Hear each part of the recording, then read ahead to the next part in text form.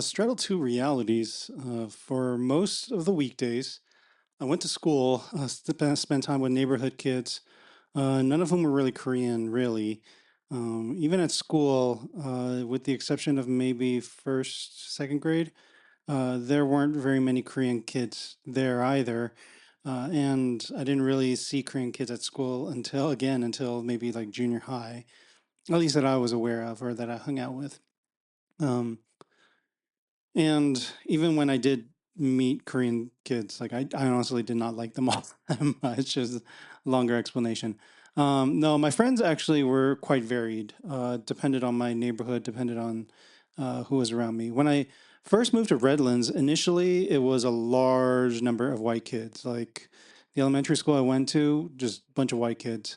Um, the two that would spend, recess with me in the monkey bars. I remember third and fourth grade, and then also for the rest of honestly elementary school.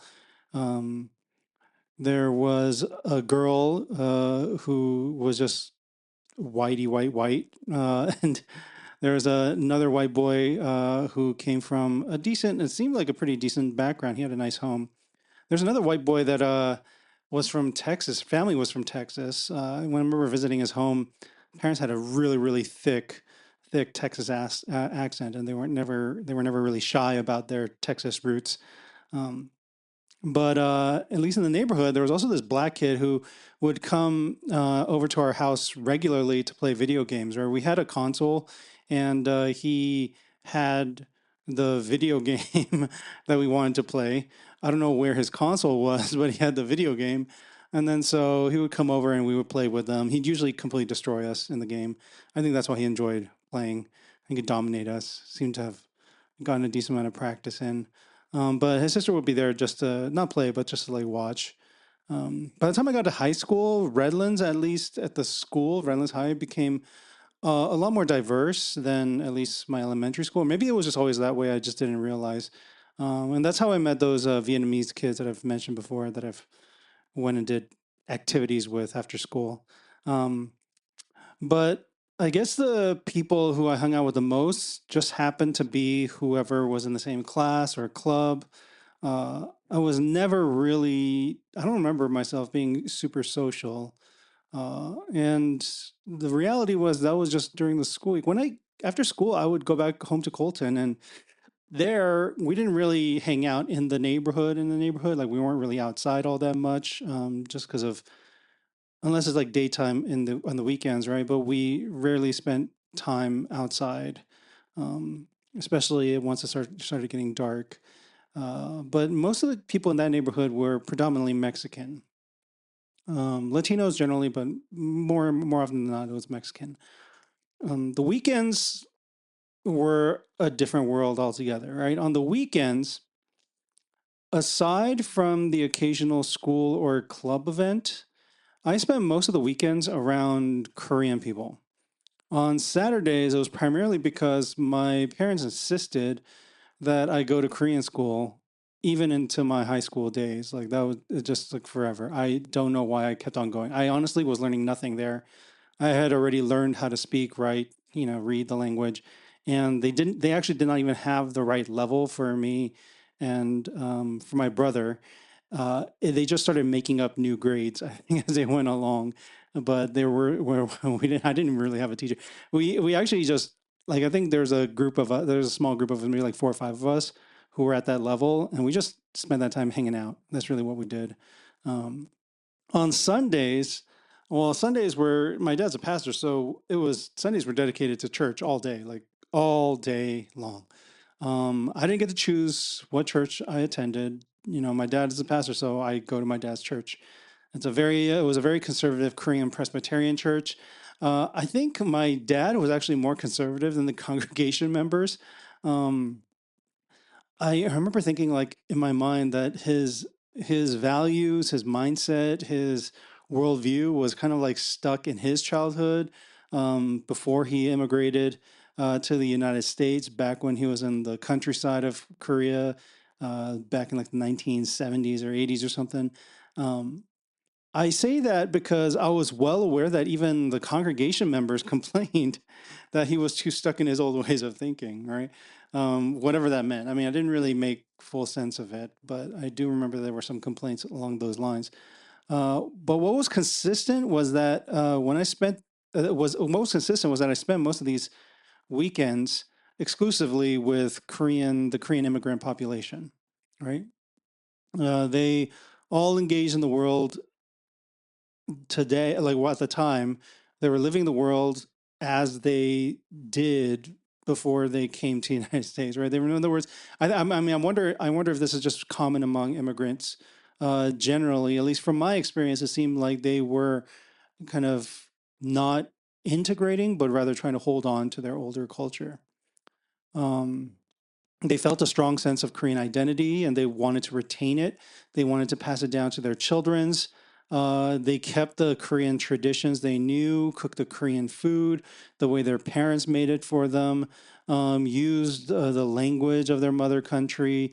This is just how weekends were, right? Like everybody in that community was more or less along these lines. And on top of that, we also did have a lot of students that were there in that area just to get an education, right? So they weren't even there. They weren't immigrating to the United States. They were just there on like a student visa or something like that, just getting an education.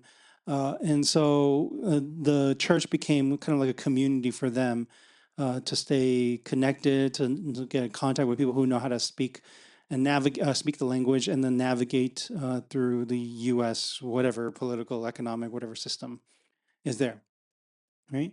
My parents and everyone else in the circle kind of reinforced the idea that I, being the blood of two Korean parents, was a Korean myself. Uh, Hence, I needed to learn the language and the traditions. I needed to do all the things that came with being a Korean, retaining the values, demonstrating respect to elders, and following all these unspoken norms in Korean society. I had to be Korean on the weekends, right? Now, I want to be clear. I was never in denial that being Korean is to some degree a part of who I am, right? And that the Korean culture does shape me in many ways, right? It shaped my childhood experience for sure, whether I wanted it to or not, right? So even though I was born in the United States and was not really surrounded by Koreans, except, like I said, mostly on the weekends, um, I ended up, I mean, I had to learn the language. My parents couldn't speak English. I mean, even to this day, they can't speak English beyond maybe like a first grade level. I have to translate everything for them still. I learned the language. I had to so that I could communicate with my parents. I understood some of the culture, at least the ones that my parents exposed me to. But as I grew older, I realized, like, man, they did not teach me everything. There was actually a lot more that I just never ever was exposed to. But since my parents were especially insistent, my family celebrated all the bigger holidays, like the, Korean traditions on New Year's of wearing the traditional gown, the hanbok, and eating rice cake soup, bowing to your parents and getting money. That's what I saw it as, like another chance to get some money before before the holidays were over. And just generally, like a lot of it centered around food, around meals, learning about Korean food, how to make it, the kind of palate that I've developed. A lot of it came from, especially my dad. Like he was from the countryside and he was used to kind of cooking from food from the land, right? Like he grew up on a farm. Um, so, a lot of that definitely did influence me. But the truth was, I also never felt like a Korean. Or at least it wasn't, maybe a better way to put it is, it wasn't like an identity that I really embraced. It was something that was kind of imposed on me, right? Because of the way I look, because of who my parents were, because that's just kind of how society operates, right? Like society puts labels on you, right? They categorize you, they want to understand you. And then so they'll put you into, they'll give you these labels and then it just sticks, right? But with the exception of family and those weekends, everything else I experienced was nothing like the world my parents described. The rest of the world seemed to be following a value system that was very different than the one that my parents tried to teach me. Um, No one else outside of this weekend community viewed the world the same way that honestly I was living it. And that was the discrepancy, right? There's a difference between what I was being told, this is the way the world is, and this is how you should be as a way of, navigating the world. What I was told on the weekend versus what I was actually living out the rest of the time. I was at school and just hanging out with neighborhood kids and such. And being exposed to so many people, I mean, maybe this is just part of living in California and the region that I lived in, but just being exposed to so many different people with different cultural norms and beliefs. Like I said, like when I moved to Colton, like that area was predominantly Latino. The park across the street, it was just basically on the weekends, it was just like I don't know if Mexico's like this, but it was just all Mexican neighbors like just hanging out there, barbecuing and turning on their mariachi music and just having spending time with their family, right? Like that's what I saw, that's what I kind of like just was exposed to. And it was just in such maybe it's just this exposure to all these different like ways of living out life, having conversations with people that were different from me that just gave me this sense that culture was at least like what I got to practice and endorse or like what I wanted to adopt, right? That there was something about culture that just felt, how do I say this, made up. I don't want to say like completely meaningless. I'm not trying to say that. It's just something about it that felt like it. I saw that it held meaning for people. It just maybe mattered to them more than it does for me. For me, it just never held much significance. I think part of it was that it did feel like a lot of these cultural practices were just different things that different groups of people placed meaning in, and they expressed it in different ways.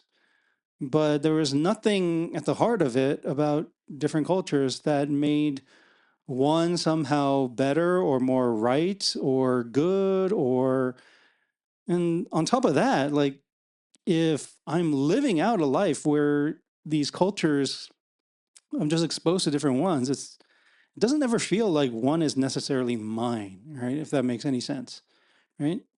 Um, like even the Korean practices, it never really felt like mine because it wasn't mine in some ways, right? It was something that was handed to me, or I should say more like forced upon me on the weekends, but it was just nothing like how I would have wanted to find meaning or right the way that I might have wanted some of these practices. Moreover, maybe it's just also some other aspect of me. I never really got to the heart of it. I just never liked anyone imposing anything on me, like a belief or a worldview.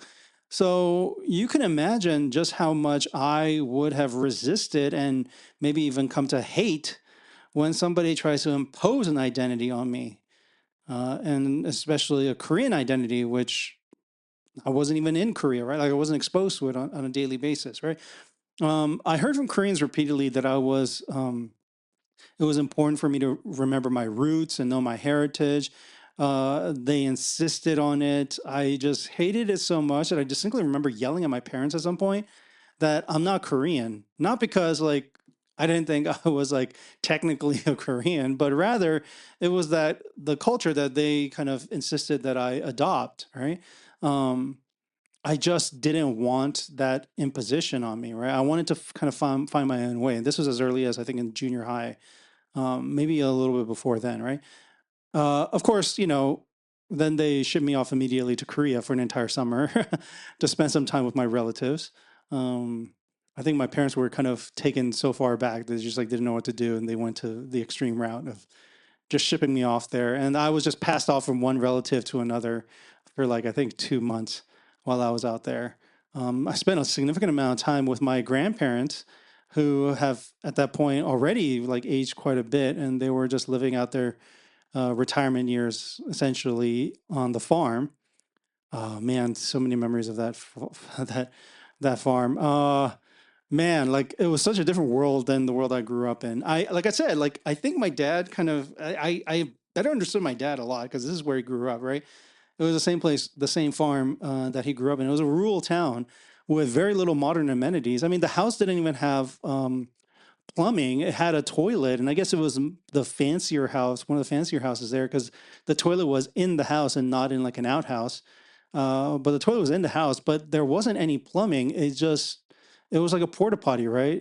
There's just a a hole, a deep hole that was dug like straight down into the ground. My dad had these stories of how they would have to periodically clear out that giant vessel that was underneath the hole of the poo, and they would use it as fertilizer, or they would do something with it. I forget. Um, but the stench was unbearable. Like it smelled like a porta potty. Like it's exactly what you would think it would smell like if you just had poo sitting there and other people's poo and pee just like stacked on top of each other, settling in, and just the stench just, oh my gosh, felt like I couldn't get it off of me. I did come back to the U.S. speaking Korean much better, and I did listen to some Korean music out there, which began my love hate relationship with K-pop. Right, uh, the problem was that when I just lived my life, none of the being Korean part of it really mattered to me at all. I was more focused on the fact that I was broke as fuck, right? That my neighbors were broke as fuck, that life sucked. Like, who cares what ethnicity you are, right? If your life is shit, then it's shit, right? It doesn't matter. That's what I connected with. That's where my concern was. I was not motivated to buy into the importance of this Koreanness as part of my identity. It just didn't carry all that much meaning for me. Um, but I also think there was something else that was going on for me. I don't know if other people kind of viewed it this way, but I felt a kind of darkness also surrounding this imposition of holding on to my currentness. Now, I don't think for most people it was anything dark. I think for most people it was kind of like they were trying to hold on to something that had a lot of value for them, right? Like had a lot of meaning. It was a part of their identity, and it meant a lot to them. But I think in the midst of kind of holding it onto it so tightly, uh, there was a sense of kind of pride and nationalism that I was just never comfortable with. And it wasn't specific to Korean people. It was just anybody who sensed any kind of pride. Like, I don't know if maybe this was something to talk about when I'm talking about like my issues with my dad, right? But I just never liked pride. Like, there's something about pride that disgusted me, that I was just not attracted to at all. It was that there's like a stench that it carried, this self satisfaction and leaning on arrogance or a false sense of superiority. I just don't know what it was exactly. I never was able to kind of put a good word on it outside of pride, but there's something about others demanding that I join in to this fold that just made it that much worse. That made me, I think, resist adopting something about my ethnicity as an important part of my identity. It was honestly the same kind of feel that I got from the self-proclaimed Christians at my dad's church that were always telling other people that they knew the truth and that others were wrong, right? It was also the same that I honestly got feel that I got from myself when I reflect on it from myself when I was a proud UCLA Bruin, right? The school pride, it bordered on irrational. No, it was definitely irrational. And because of that, like when now that I have a clear head and I go back, oh man, like it was pretty excessive, right? Like I went to a different level with it, and there's something about that it was the same thing for me, anyways, right? It's also the same feel that I get from narcissists who are covering up their insecurities. Um, any of the pro America rhetoric, like America's the greatest country on earth sort of rhetoric, like, I mean, it takes all kinds of forms, there's different flavors, but at the core of it is the same thing. It's a kind of pride, right? And you might argue that there's like a good sort of pride, like maybe not beating down on yourself and having some sense of self worth, but I would not call that pride. Like, I'm thinking like people who just thought like they were the shit, right? And I don't know what it was about the Korean immigrants in my community, but a lot of them seem to have that feel.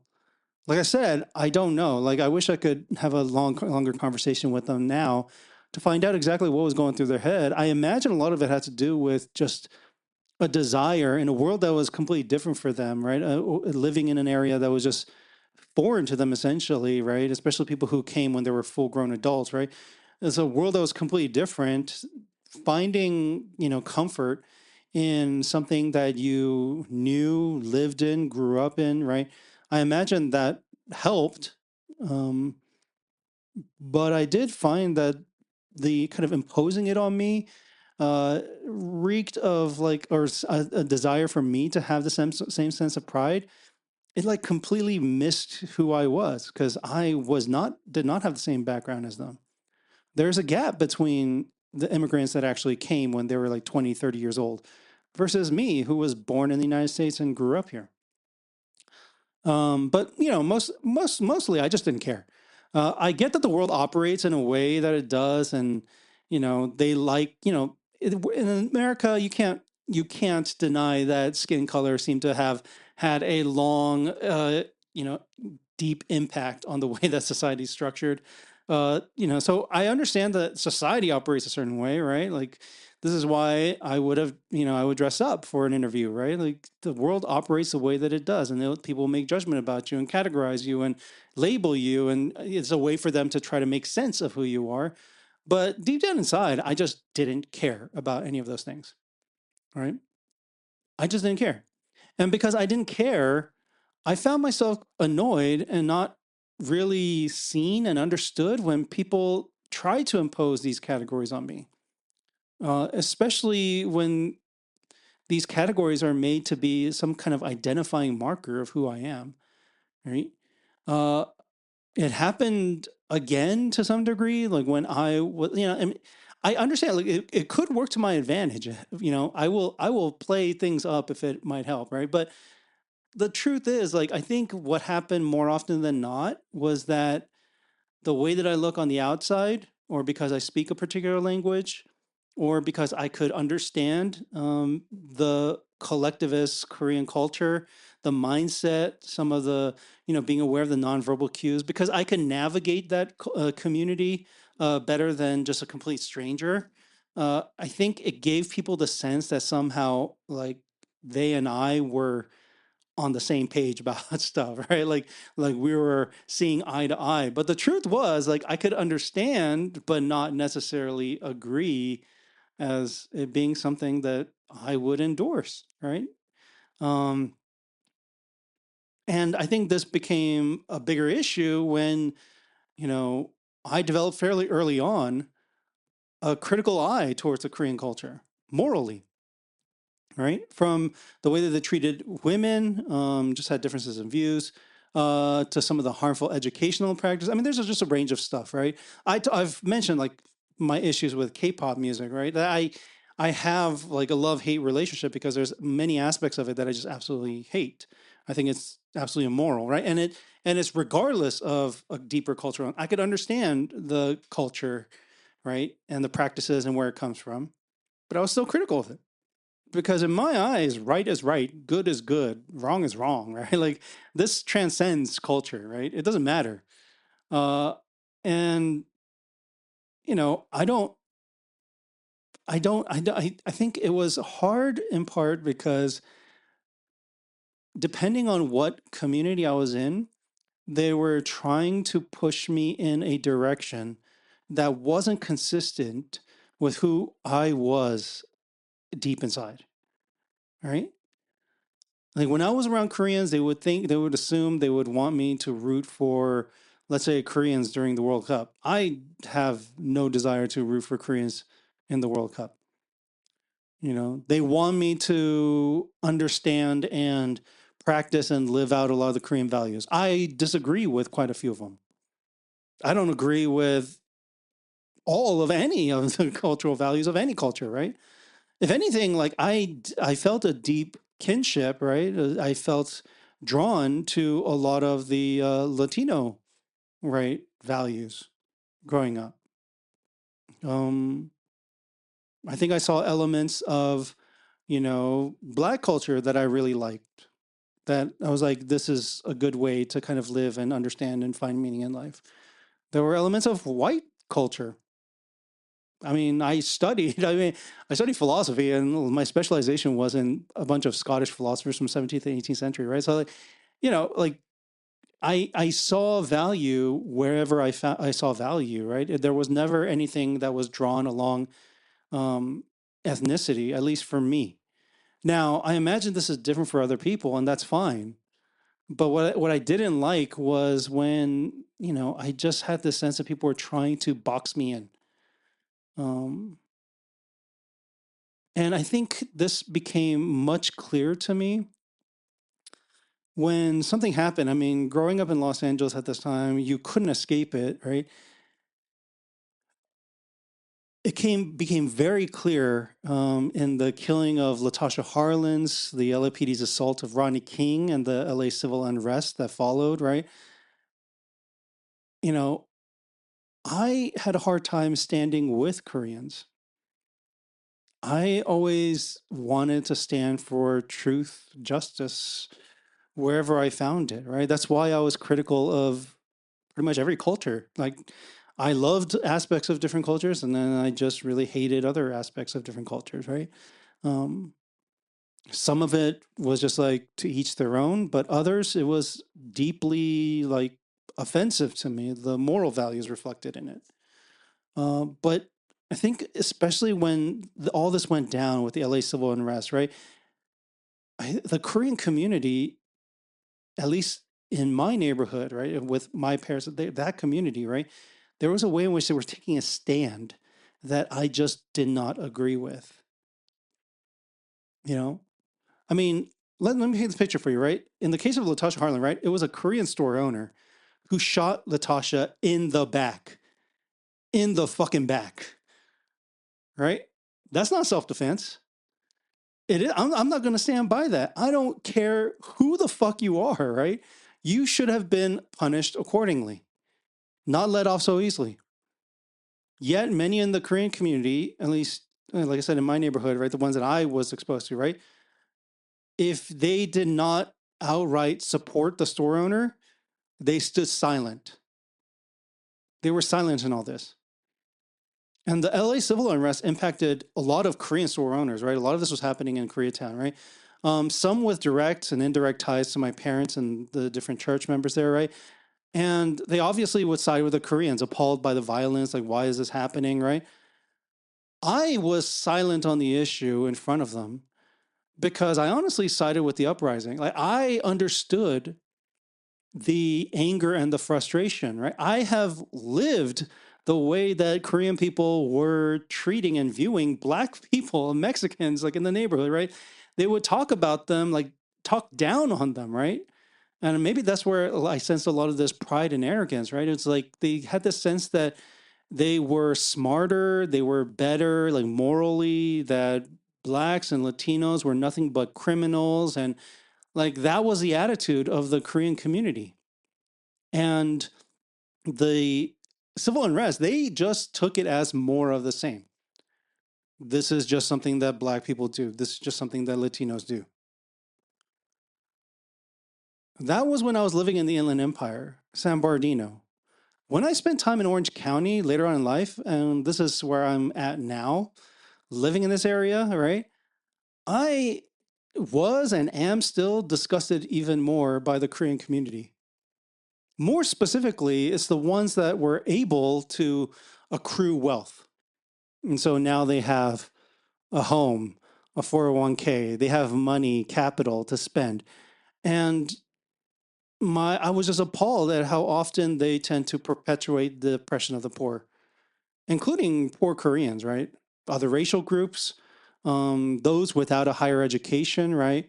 All while proudly displaying the accomplishments of Koreans. It honestly makes me want to throw up.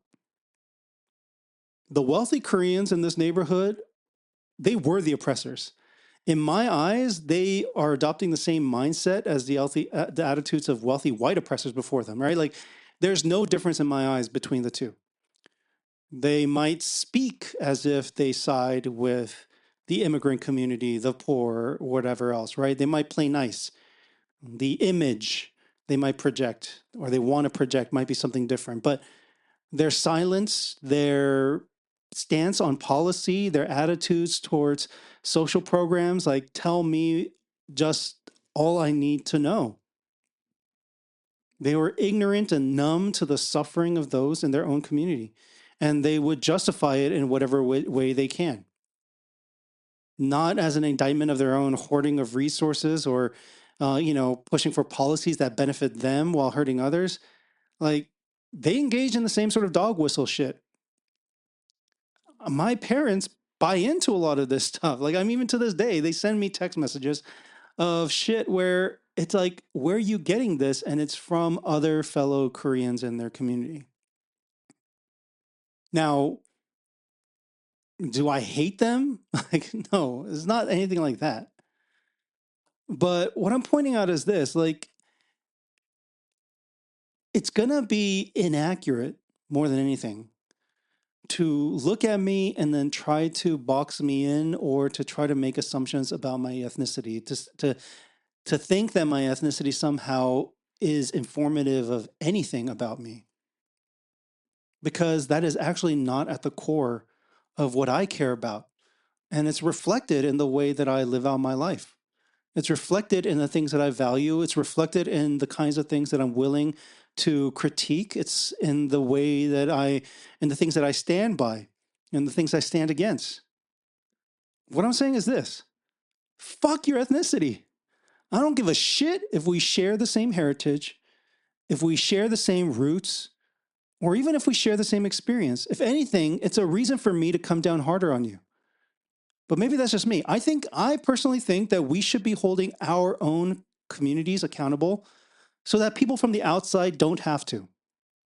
So if you want me to be a part of your community, like you just need to know I will be a participant in the community, but part of that means that I will be critical of it, because I'd rather, as a member of the community, be critical of it than let an outsider come in and then start critiquing it.